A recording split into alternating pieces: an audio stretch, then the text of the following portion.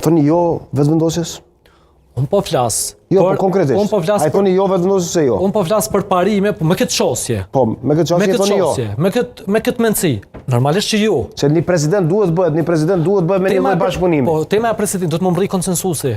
Na i kemë vendosur parimet tona, kemë vendosur qëndrimin ton, edhe në këtë stot.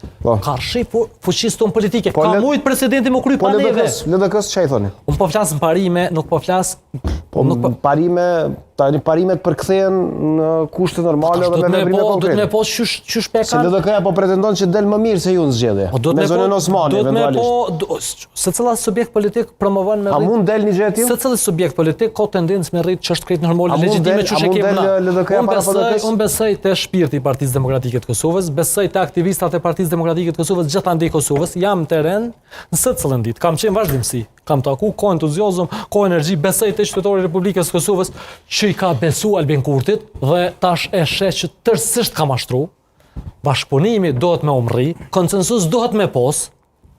Interesi i shtetit, interesi i vendit duhet me kompara interesit partijak. Na gjithë jem që me i shërby qytetarëve edhe me pos institucione, jo me pos krizë të vazhdueshme politike, po bashkimi duhet më bëjë mbos parimeve, edhe mbos të plan programit e angazhimit me pos mirëqenie, me pos perspektivë, me pos zhvillim. Jo mbos me ty zbën kjo forma e kjo logjika është gabuar. Orientimet duhet përcaktohen, vetëm pak, orientimet duhet përcaktohen.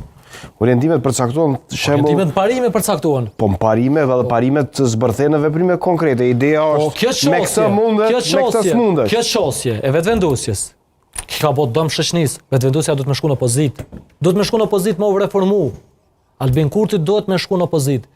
Duhet me funksionu prokuroria. Duhet me uhetu këtu kontrata një burimore.